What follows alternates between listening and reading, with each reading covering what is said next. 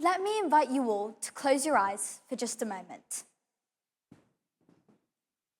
He Ram, He Ram, He Ram, He Ram, Jag mein sacho tero naam, He Ram, He Ram. You can open your eyes. How did that make you feel? Relaxed? Connected to your inner self? Now, hold on to that feeling. The purpose of my talk is to persuade you to introduce an element of spirituality into your daily life. Now, let me be clear. I'm not advocating for any specific religion, nor am I promoting religious beliefs. I hold no judgment whether you are religious, agnostic, or atheist. Trust me, I'm not here to sign you up for anything. There's no join now button at the end of this talk. What I'm trying to convey is the helpfulness of adopting a time or habit for you to step away from the litany of daily distractions we all face in the form of work, social media, and other demands. Who brushes their teeth every morning? Now, who brushes them at night as well? No judgment, just asking. Don't worry, I'm not a dentist or even sponsored by Colgate, although I wouldn't pass on free toothpaste. I am, however, interested in the fact that you have a habit that you dedicate time to daily, or for some of your hygienic ones, twice a day. I want to encourage you to adopt another habit that I believe can clean and freshen your minds. No floss required. Hello everyone, I'm Kriana Dewani, a Year 9 student at Dubai College, and today I want to talk to you about something that's been on my mind a lot lately. We live in a world where our smartphones are practically an extension of ourselves. Like seriously, if your phone had a heartbeat, it might be your best friend. We spend hours scrolling, liking, sharing, and commenting. But in this smartphone age, have we lost touch with something deeper? Have we lost spirituality? And a big question that might be running through your mind, can we be spiritual and cool at the same time? So, what is spirituality? If you Google it, you'll find a definition like this: the quality of being concerned with the human spirit or nature, as opposed to material or physical things. In simpler terms, it's about being connected to something beyond the physical world, something that speaks to your inner self, your soul. It's about understanding that there's more to life than just what we see or own, like our phones, clothes, or how many followers we have.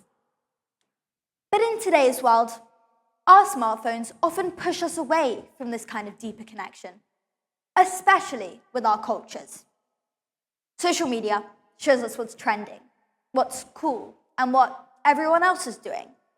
And let's be honest, a lot of that has nothing to do with our spiritual roots or cultural practices.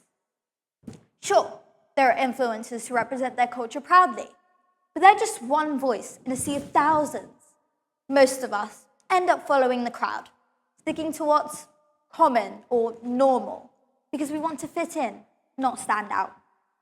It's easy to lose sight of the spiritual practices that have been handed down from generation to generation. I fear, if we forget these things, we may obliterate what mankind has passed on since the days of the cavemen, where they had their supernatural beings that they believed in, or even the ancient Greeks and Romans who had specific gods and creatures they worshipped. So, how do we practice spirituality while still being cool? And how do I, as a teenager, manage this? Well, the key is to find something that resonates with both your passions and your culture. For example, I love music and singing, and guess what?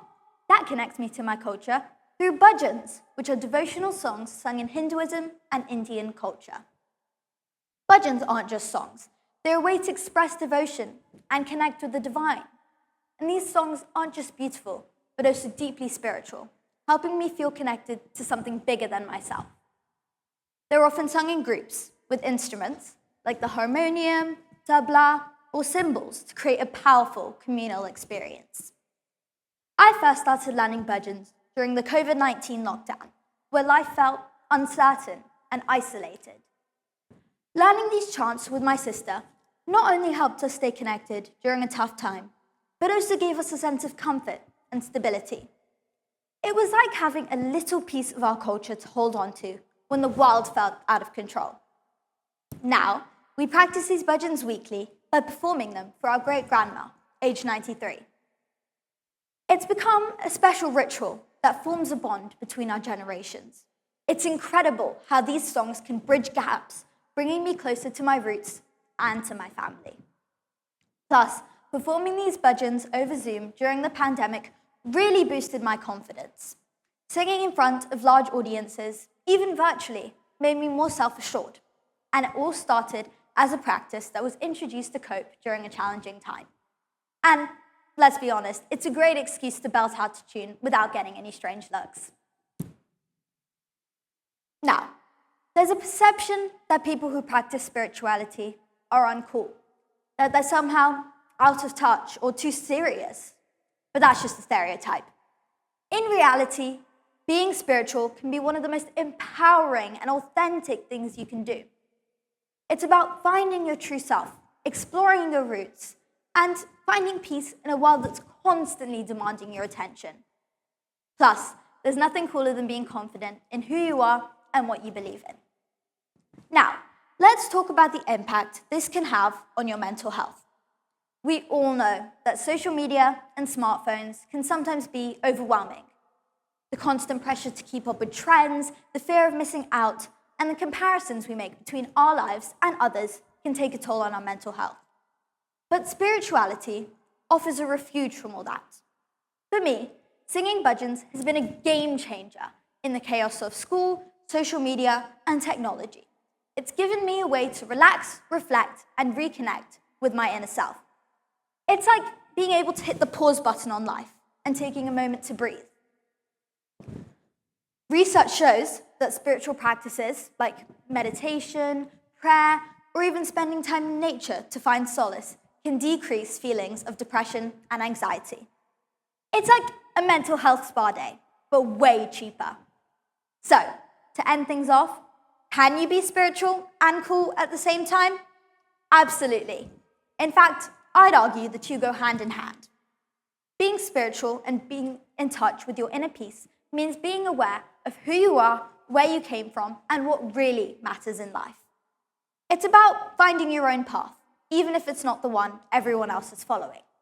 So I challenge you to explore your own spirituality, reconnect with your roots, and find peace in a world that's constantly out of control.